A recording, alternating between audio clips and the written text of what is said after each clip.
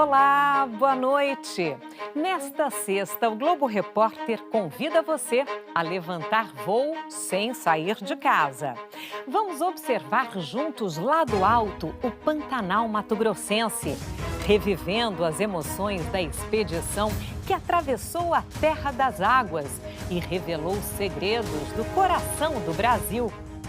Uma serra que brota na planície, um rio onde nadam as onças. Nossa equipe viajou ao lado delas. Araras azuis, veados, antas e a grande farmácia do mato. A beleza de um jardim suspenso sobre os rios. Vozes do Pantanal. Cientistas conseguem entender o que dizem os bichos? E a grande jornada dos rebanhos que fogem da enchente.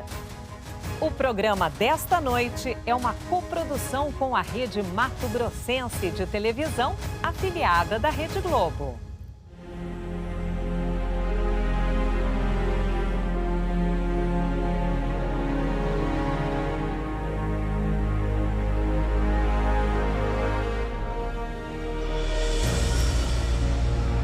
Na imensidão verde, o primeiro desafio é a viagem.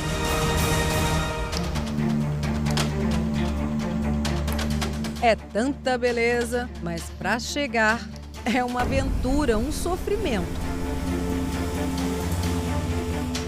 As distâncias, os campos alagados, até parece que a natureza criou esses obstáculos para proteger um tesouro.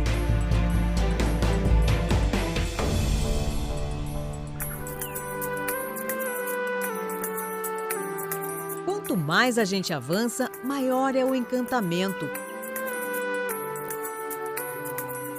Até na árvore morta tem vida, araras azuis. Elas passam horas comendo os cocos de acuri. Os veados nem se importam, continuam ali, pastando.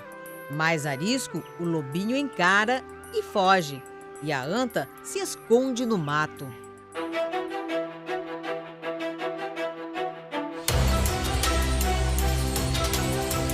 É arrebatador, imponente, soberano. O Pantanal, visto de cima, é a terra das águas. Se revela ser um emaranhado de rios, lagoas e verde, muito verde. Aqui, a natureza nos ensina como moldou esse paraíso. Essa é a região mais isolada do Pantanal e uma das mais importantes para a conservação de toda a planície pantaneira. É que aqui tem a vegetação do Pantanal, do Cerrado, da Amazônia e também a Serra do Amolar, que é um refúgio natural. Foi criada uma rede de proteção para manter esse corredor de biodiversidade. Essa é a única região pantaneira que está sempre assim, com muita água. A inundação dificulta o acesso e protege a vida selvagem. Pessoas ficam surpresas, quando descobrem que no meio de uma planície de aproximadamente 138 mil quilômetros quadrados você tem serras. E essas serras eram extremamente importantes para que esse ecossistema funcione com toda a sua dinâmica, como área de refúgio, controlando o regime de cheias e dando vida para toda essa biodiversidade. As fazendas têm áreas de proteção. Os pesquisadores estão mapeando a flora e a fauna. Nós já levantamos 33 espécies diferentes de mamíferos ocorrendo nessa região. Foram 120 espécies de formigas levantadas por outros pesquisadores, 420 espécies de besouros, 120 espécies de plantas. Isso aqui é literalmente uma riqueza de todo ser humano,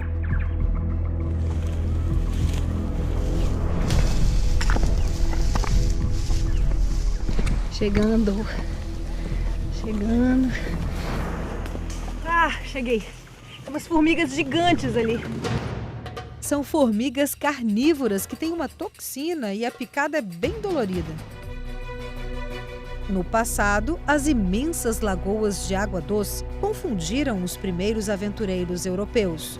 Eles achavam que aqui era um mar, o Mar de Charaés. Hoje, sabemos que esse é o caminho para o Parque Nacional do Pantanal. Isolado, o acesso até o parque é por avião ou pelas águas. Nós partimos de Porto Jofre e seguimos de barco pelo rio Cuiabá. Nossa, que lindo! Imagino que não vai ser lá em cima, hein?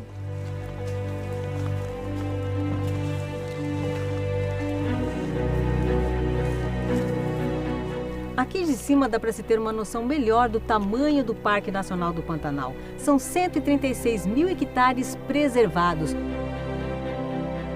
É uma área que é muito procurada para a atividade de pesca, tanto a pesca esportiva quanto a pesca profissional. Então, um dos desafios é manter o parque sem a atividade da pesca ilegal. A pesquisa científica ela é muito importante, então o parque também apoia a realização dessas pesquisas científicas para a gente ter um conhecimento da biodiversidade que está sendo protegida dentro do Parque Nacional. Um lugar de encontros raros. A onça passou nadando pertinho do nosso barco. A fêmea do cafezinho botou os ovos numa vitória régia. Seguimos o caminho das águas e encontramos um oásis às margens do rio Paraguai. O que a anta come? Alguém sabe me dizer o que a anta come? Ela está espalhando sementes para repovoar tudo isso aqui, todas essas vegetais que existem aqui. A riqueza natural é assunto das aulas. Compartilhar conhecimento para despertar nas crianças o orgulho de ter nascido aqui. Isso aqui é lindo. A primeira vez que eu vi essa serra, assim, eu fiquei completamente tonta com essa beleza e pensar que isso... Não sabia que existia, não sabia, que tinha essa coisa tão linda na fronteira com o Brasil. O encantamento fez Tereza comprar terras na região. Ela buscou parceria com os amigos e construiu essa escola para atender as crianças ribeirinhas que não tinham onde estudar. Aqui na Escola Jatobazinho, a capacidade é para 60 alunos que estudam do 1º ao 5º ano. Mas essa é uma escola diferente. Os alunos moram aqui em regime de semi-internato. Ficam na escola de segunda a sexta e passam o fim de semana em casa. Essa é uma aula de matemática. Esse jeito diferente de ensinar foi o caminho encontrado para que os pantaneirinhos tivessem ensino de qualidade sem ter de deixar o Pantanal. Eu moro na Ilha da Amizade. Mas se não tivesse essa escola perto da ilha onde você mora, onde você ia estudar? Eu ia ficar lá na minha avó mesmo. Sem estudar? Quando começa a chover com frequência por aqui, é sinal de que vai ter mudança na paisagem. Quando falamos em cheia ou inundação, logo nos vem à mente a ideia de algo fora do normal. No caso do Pantanal, é diferente porque isso acontece todos os anos. Quando chega a estação das chuvas, o solo, seco e poroso, se encharca com facilidade e em poucos dias já não consegue mais absorver tanta água. Rios e lagos transbordam, renovando ciclos de vida. A água sobe, a temperatura muda, os animais registram esse movimento. Esse movimento, então, começa assim, faz com que toda a produtividade biológica do Pantanal aumente. Então, quando nós vemos assim, muitas aves, muitos peixes, isso é fruto dessa inundação. No tempo das águas, a estrada se transforma em rio. O pessoal que navega aqui tem que conhecer muito da região, né? Essa época do ano aqui. Quem não conhece muito da região costuma se perder. Na época de cheia, muitas casas ficam ilhadas no Pantanal. É quando as sucuris são vistas com mais frequência por aqui. Segundo os ribeirinhos, o alvo é o galinheiro, onde elas encontram comida farta. Seu Márcio já perdeu as contas de quantas galinhas viraram janta de sucuri. Ela ataca mais à noite, né? Porque é o horário que a galinha fica concentrada só num lugar, eu acho por isso que ele fica mais fácil dele atacar, né? Os ribeirinhos acabavam matando as sucuris para evitar prejuízo nos galinheiros. Mas o conhecimento científico mudou esse olhar. Foi então que o seu Doalci inventou o galinheiro à prova de sucuri. Então eu usei uma tela mais grossa, fiz ele de alvenaria, ergui um pouco do chão para evitar delas entrar em fresta, né? Hoje, os ribeirinhos ajudam na pesquisa e na proteção da sucuri. E já aprenderam que ela não tem veneno e nem quebra os ossos da presa. turista que vem para o Pantanal, ele tem uma lista, né, de bichos que ele quer ver. E a sucuri, com certeza, está nessa lista. E a gente acredita que ela tem um potencial ecoturístico grande, né, que ela pode ser vista por turistas. A gente pode pensar num turismo de sucuris, assim como existe um turismo de onça. Quando muda a paisagem, muda também a rotina dos peões no Pantanal. Com o alagamento das áreas de pastagens, é hora de levar o gado para as regiões mais altas, onde a água não chega. Quando a enchente é muito grande, a gente fica com o desafio de passar dias, semanas e até meses para reunir esse gado. Na Terra das Águas, tem que saber viver sem pressa. Aqui é um lugar agradável, um lugar bom de se trabalhar, né? É um escritório que não dá aborrecimento em ninguém, né? O Pantanal é tão grande que a cheia não chega de uma só vez em todos os lugares. O pantaneiro entende como poucos os sinais da natureza. A travessia na ponte tem de ser lenta para não assustar os animais. Aqui no Pantanal, uma regra é se ajudar. Na cheia ou na seca, os fazendeiros se unem para retirar e transportar o gado. Há mais de 200 anos, a pecuária é a principal atividade econômica aqui no meio da planície pantaneira. E agora a discussão é uma pecuária sustentável, conservando o meio ambiente e mantendo a produção. Seu João é um dos pioneiros. Na fazenda dele, boi e animais silvestres compartilham o mesmo espaço. Hoje nós temos aqui o porco monteiro em quantidade, você tem a onça que aparece, você tem o veado, você tem a capivara, você tem a anta. Eles pensam em criar um selo de carne produzida em uma região conservada, sem uso de agrotóxicos e respeitando a natureza e as pessoas que vivem aqui. Esses fazendeiros são os que abrem as porteiras para a ciência. É o princípio do econegócio. Valorizar os produtos cuja produção ajuda a conservar o Pantanal. Na flor do aguapé, o ponto amarelo é um sinal para os insetos saberem onde está o néctar. Esse jardim suspenso só pode ser visto na época da cheia, quando as flores amarelas se abrem e formam esse tapete sobre os rios pantaneiros. No emaranhado de raízes, os peixes encontram refúgio e comida. E daqui a algum tempo, tudo isso aqui vai estar seco. É exatamente essa capacidade de resistir a períodos de estiagem e de inundação que chamou a atenção dos pesquisadores. Um grande desafio para os cientistas é descobrir dentro das plantas os compostos químicos que podem ser usados na fabricação de remédios, cosméticos. Aqui na Universidade Federal de Mato Grosso do Sul, esse grupo de biólogos e farmacêuticos trabalha assim, se embrenhando no mato, no meio do Pantanal. Eles caçam tesouros naturais. Aqui no Pantanal já foram identificadas 2.000 plantas, mas esse número pode ser muito maior, pelo menos 8.000. É um imenso laboratório a ser estudado. Encontramos um pomar nativo no meio do mato. Os frutos caem maduros na época do calor, antes da cheia. Ele é meio azedinho. A cor alaranjada é o beta-caroteno, um protetor de células. Na semente e na polpa da canjiqueira tem o pisceatanol. Esse composto inibe o acúmulo de gordura nas células. Ele é um anti-inflamatório, no carocinho é onde mais tem esse composto. E ele também serve para fazer sorvetes, as pessoas utilizam para geleia, para um monte de coisa. Essa comunidade rural aqui de Poconé utiliza muito as plantas do Pantanal com objetivos terapêuticos, ou seja, no tratamento de doenças. É isso mesmo, dona Maria? É. Quando assim, as plantas que nós usamos, por exemplo, tem uma febre na criança, nós damos um chá do mato. Ou seja, não precisa nem ir na farmácia, pega tudo no mato. Tudo no mato. A farmácia da Dona Maria está a poucos passos de casa. Bom, esse aqui é o andilinho, que usa para diabetes, úlcera e gastrite. Essa pantaneira de nascimento conhece bem o potencial de cura das plantas. Dona Maria, qual que é a parte que a senhora usa para fazer o chá? Esse aqui. Esse aqui parte é vermelha. A parte mais avermelhada? É, um pedacinho aqui, massa bem, ele põe na água para tomar. Essa parte branca também dá para usar? Pode também.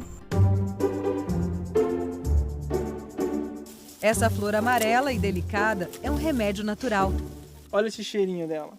Nossa, então que ela delícia. tem um óleo essencial aromático muito rico aqui e muito agradável. Mas esse amarelinho dela são os flavonoides, que são substâncias que protegem ela contra o sol. Os flavonoides combatem o envelhecimento das células e têm efeito detox. O extrato da flor de Jateica também é anti-inflamatório. Ela mata as bactérias e isso melhora essa inflamação da gengiva. Então a pessoa consegue recuperar a gengiva e a gente tem a eliminação da bactéria que causa a cárie também. Então quer dizer que aqui nessa florzinha pantaneira já encontraram um efeito bactericida? Sim, a gente já pode ter aqui um futuro enxaguatório bucal. Agora eu vou colocar a casca do angelim na água aqui.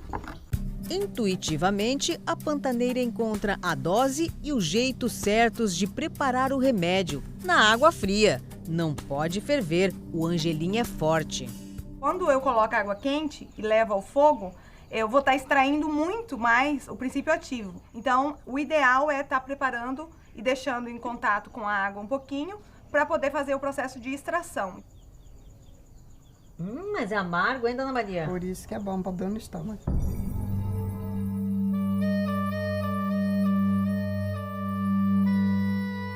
Essas árvores são resistentes ao frio, ao calor, têm raízes profundas que buscam água subterrânea na época da seca. O tronco é revestido por uma casca grossa. Por isso o ipê é um mestre da sobrevivência. Essa espécie aqui só nasce no Cerrado, no Pantanal, é conhecida por para-tudo. E nesse ipê pantaneiro, os pesquisadores encontraram uma substância que é um santo remédio para tratar picada de cobra. Eles maceram essa casca, né, junto com alguma gordura que eles estão levando para cozinhar. Então pode ser uma banha, um óleo, e eles colocam em cima do local da picada.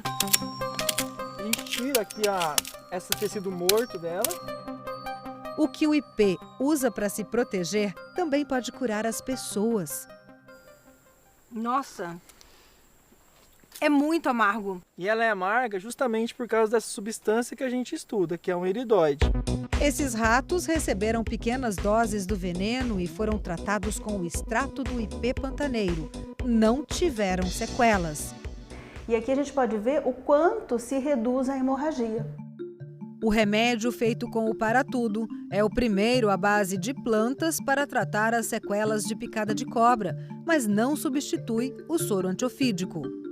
Aqui no Laboratório de Bioquímica da Universidade Federal de Mato Grosso, o desafio dos pesquisadores é avaliar cientificamente se as plantas de fato têm as propriedades que podem levar aos efeitos relatados pelos pantaneiros. Lembra da Dona Maria, que usa a casca do angelim para dor de estômago? Pois é, as pesquisas revelaram que a planta também é um santo remédio para tratar diabetes. Nós constatamos também, então, que esse efeito se deve à melhora na ação da insulina no organismo.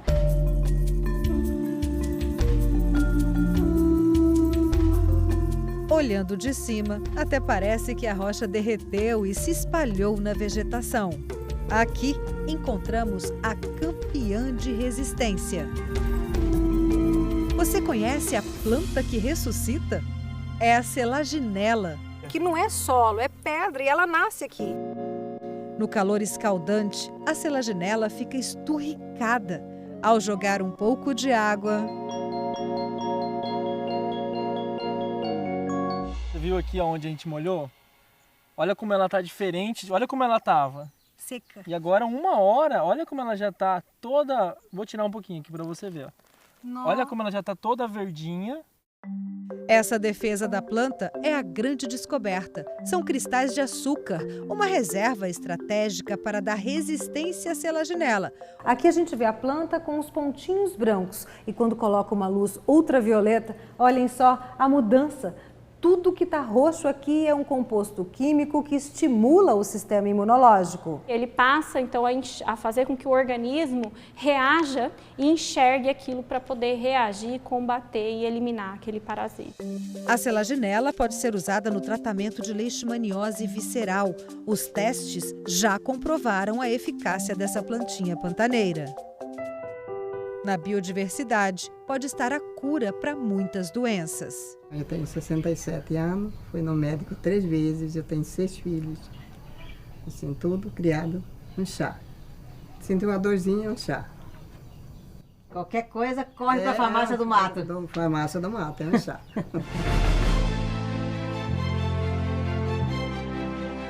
No maior refúgio de vida silvestre das Américas, cada espécie tem a sua preferência.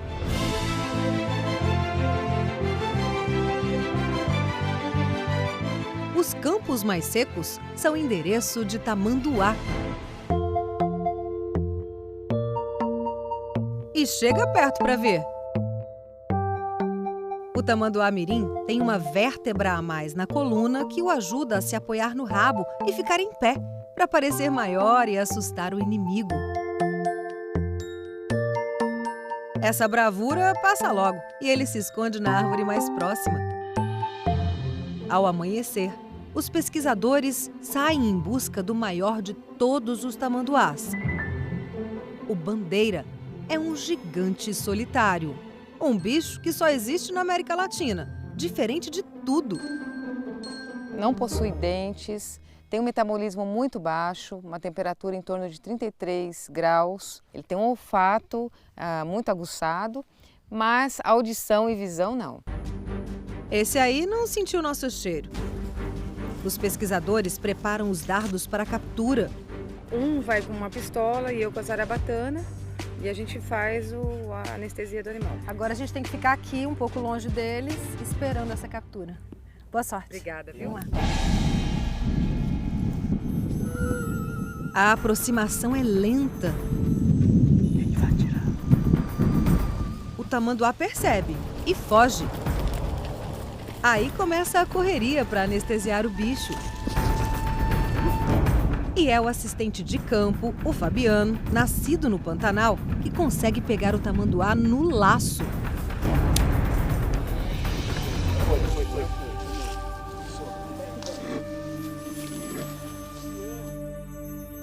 O efeito da anestesia é de 40 minutos. A língua é coberta e umedecida. Os olhos são protegidos para não ressecar. E olha o tamanho dessas unhas. Os exames são feitos no campo. Amostras de pelo e de sangue ajudam a saber se algumas doenças que afetam o gado e animais domésticos podem pôr em risco os tamanduás. Vendo o tamanduá-bandeira assim, quietinho, deitado, a gente pode observar os detalhes desse animal. Esse pelo grosso aqui, toda essa cor. E a impressão é de que é um fóssil vivo, assim, um dinossauro. Há quanto tempo existe essa espécie? Ele tem aqui a estimativa de 13 milhões de anos. Existem 4 espécies de tamanduás no mundo. 3 são encontradas no Brasil. Os estudos indicaram que os mais antigos surgiram no Cerrado e depois se espalharam por outras regiões do país. Mas com a perda de habitat, os tamanduás-bandeira já desapareceram do Rio Grande do Sul e Santa Catarina. Comprimento de cabeça 40,5. A cauda é maior que o corpo e ajuda a manter o equilíbrio quando ele corre pelos campos. Só com câmeras para conhecer melhor os hábitos desse bicho. Com as fotos a gente consegue saber quantos animais andam nessa área, né? Quantas fêmeas, quantos machos, isso a gente identifica pelo padrão de pelagem. Ele passa o dia procurando comida e só come cupins e formigas. Não mastiga. A língua tem 1 metro e a saliva parece cola para capturar o máximo de alimento. Ele tem um pezinho que parece o pezinho de uma criança, ó. Tanto é que aqui no Pantanal tem uma lenda, principalmente no Pantanal Norte, que falam que tem criança andando à noite. Na verdade é o tamanduá. Esse bicho sofre por causa de crendices populares. Viu um tamanduá-bandeira? Era azar. Ai. Era azar. E aí tinha gente que acabava matando o animal, né? E não é nada disso, né? É um bicho maravilhoso. A fama de azarado quase levou o tamanduá à extinção. Fabiano mudou o jeito de pensar depois de virar assistente de campo dos pesquisadores. Você protege? Eu protejo. Não deixa ninguém da carreira em tamanduá? Não deixa não. Outro perigo, as rodovias no Pantanal e no Cerrado. São muitos atropelamentos. No Centro de Reabilitação de Animais Silvestres de Campo Grande, chegou mais um filhote que perdeu a mãe na estrada. Ele ainda toma leite no potinho. Ele acha que a almofadinha é a mãe dele. Olha aqui. Eles ficam em torno de 8 meses, né, grudados no dorso da mãe. E esse aqui é o porto seguro dele. Qualquer ameaçazinha, ele dá uma saidinha, mas se ele se sente ameaçado, ele volta para cá. Hoje, ele vai comer cupim pela primeira vez. A reabilitação é lenta, mas dá resultado.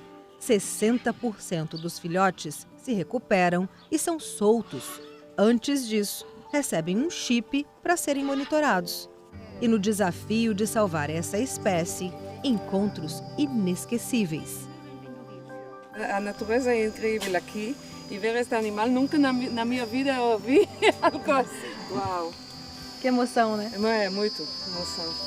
Como se chama o animal? Tamanduá. Tamanduá. Bandeira. Bandeira. Bandeira, como bandeira? Bandeira. Você seria capaz de traduzir a conversa dos animais? Cientistas brasileiros e estrangeiros se juntam para decifrar as vozes do Pantanal. É daqui a pouco.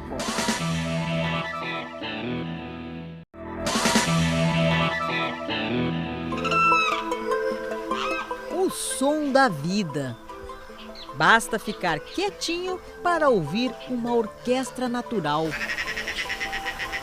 Às vezes é difícil até saber de onde vem o som. O periquito de papo branco se camufla entre as folhas, mas a gritaria não deixa dúvidas. Ele está lá, fala pelos cotovelos.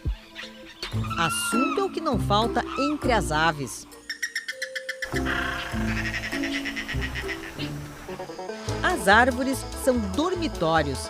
Antes de se acomodar, os tapirucus e as garças fazem muita algazarra. Os quero-queros dão o alerta quando alguém se aproxima. Algumas aves emitem mais de 120 tipos de sons que podem indicar medo, fome ou acasalamento. Mas tudo isso ainda é um mistério para a ciência. Pesquisadores brasileiros e da Europa se uniram para estudar os sons dos bichos do Pantanal. Neste estudo foram instalados 20 equipamentos como estes em diferentes habitats do Pantanal. Eles têm capacidade para gravar 24 horas por dia, 7 dias por semana, ao longo de um ano sem interrupções. Nenhuma área úmida tem um monitoramento tão preciso como este. O bioma Pantanal é usado por milhares de aves migratórias dos Estados Unidos, do sul da Argentina, da Terra do Fogo. Assim, nós conseguimos registros não só das aves que vivem aqui, mas das que vêm temporariamente para reprodução ou alimentação, como a maioria das aves aquáticas. Esta é a etapa mais complexa e sofisticada da pesquisa. 15 pessoas trabalham simultaneamente aqui em Mato Grosso e nos países parceiros do projeto, Alemanha, Bulgária e Eslovênia, para separar e analisar imagens e sons captados no campo. Eles não têm apenas cantos bonitos, eles têm um complexo repertório de comunicação. A pesquisa com os jacarés revelou que a comunicação entre eles é adaptada ao ambiente. Quando estão acima da água, eles se comunicam como a gente, usam a voz.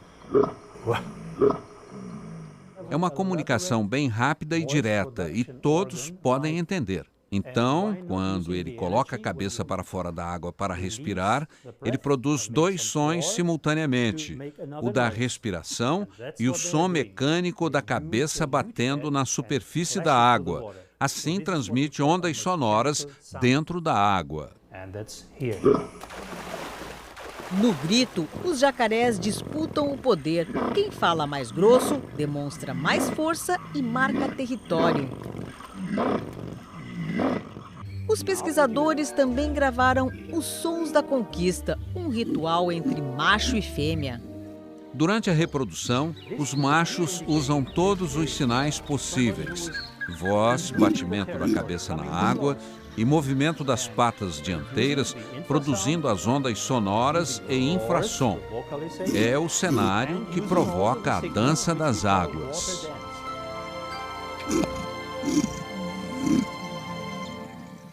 E para quem sempre ouviu falar no grilo falante, os pesquisadores têm um recado. É porque grilo não vocaliza, né? Não tem aparelho vocal, né? Ele flexiona as pernas nas asas e produz esse som, por isso que eles chamam de estrudulação. É uma biblioteca de sons, imagens e vídeos do Pantanal. Isto tudo precisa ser analisado e que possa dar respostas extremamente importantes para a conservação do Pantanal, ou seja, para a conservação da maior área úmida do planeta.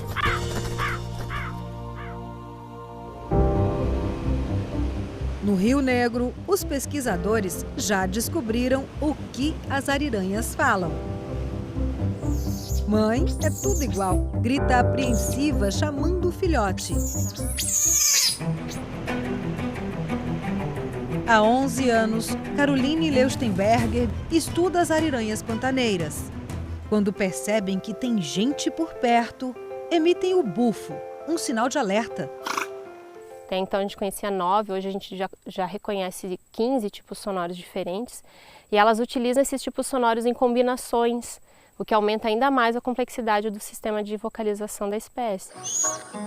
Esse chorinho aí é para espantar a colega que quer roubar o almoço. E quando aparecem os intrusos, tem briga no rio. O Pantanal é um dos principais refúgios de ariranha no Brasil. A estimativa é que aqui existam mais de 4.000 ariranhas espalhadas pelos rios. Essa espécie passa 60% do seu tempo dentro d'água pescando, tem um metabolismo acelerado, precisa de muito peixe e também é bem inteligente. É uma das primeiras a perceber alterações no meio ambiente e fogem para lugares mais conservados. Por isso, ela é uma espécie indicadora de qualidade ambiental. Alguns grupos se refugiam nas baías, essas lagoas aí nos campos alagados com fartura de peixe. Elas se esbaldam com a lufada de lambaris. A pesquisadora conseguiu instalar câmeras dentro de uma toca e viu como os filhotes eram tratados. As locas, em geral, elas têm vários salões. Em especial essa que a gente conseguiu monitorar, ela tinha então um salão mais profundo onde os filhotes estavam alojados. E isso impedia que eles saíssem da loca, né, que ficassem mais expostos. Por causa da caça e da perda de habitat, essa espécie que vivia em toda a América do Sul está ameaçada de extinção. Restam poucos lugares no Brasil onde as ariranhas podem ser vistas assim.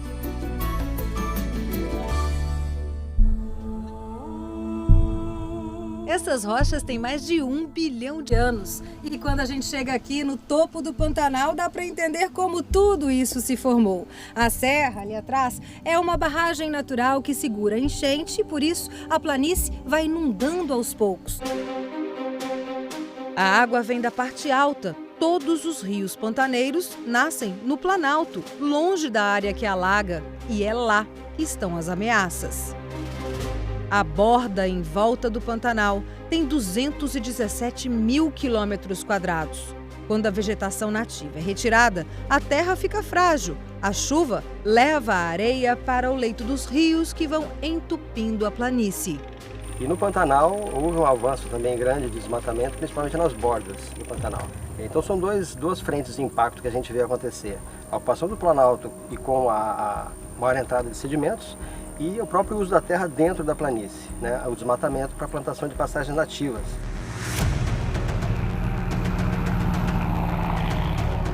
Do alto, a imensidão alagada e a serra, fora do Pantanal. Soja a perder de vista. Esses pequenos alagados aí são as nascentes que formam o Rio Paraguai. Tem suinocultura, antigas crateras de garimpo, vegetação nativa que se resume a uma pequena faixa no meio da lavoura. Metade da vegetação da bacia do Alto Paraguai já foi devastada. O encontro das águas aqui não é um espetáculo de beleza, é um desequilíbrio. A água barrenta do rio Sepotuba traz muita terra do Planalto e joga tudo no rio Paraguai. Professor Aguinaldo Silva, da Universidade Federal de Mato Grosso do Sul, acompanha há uma década a mudança na paisagem. Ele coleta amostras, mede a quantidade de areia e terra na água. Com o aumento da produção de sedimento, começa a chegar a água e mais sedimento. E a tendência é essa área entulhar, encher de sedimento e essa água buscar fluir para o Novo Zumbi. Os rios pantaneiros mudam de curso, mas o que deveria levar séculos está acontecendo em poucos anos. A gente pode ver os antigos leitos, novas ilhas e lagoas que se formam por causa dessa mudança. Olha o encontro dos rios Vermelho e Miranda. A barreira de sacos é para segurar a correnteza que está arrancando a terra e ameaça a casa. Para os pesquisadores, é assim que o Pantanal pede socorro. Com o frescor do amanhecer, saímos para pescar. Mas esta é uma pescaria diferente. Vamos conhecer os peixes jardineiros. Esses peixes eles fazem dispersão de sementes em áreas alagadas. Essa interação do peixe-planta ela é chamada de ictiocoria e ocorre nesse período de cheia, em áreas alagáveis como o Pantanal e na Amazônia. Mas o que acontece com os frutos que os peixes comem? Em busca de respostas, os pesquisadores pegam os peixes e recolhem o material que eles têm no estômago. Depois, soltam de volta no rio. O pacu é um campeão. Ele nada para longe e leva na barriga um jardim a ser semeado. Encontramos indivíduos com mais de 3.500 sementes inteiras, com uma diversidade de 14 espécies de plantas diferentes dentro de um único indivíduo. Então, o pacu, pra gente, ele é considerado o melhor dispersor do que as outras espécies. E o que a gente está analisando agora são as outras espécies. Por isso, o regime de cheia e seca ajuda a manter vivo o Pantanal. Nos campos alagados, os cardumes espalham sementes que vão brotar quando as águas baixarem. Assim, o ciclo da vida se renova.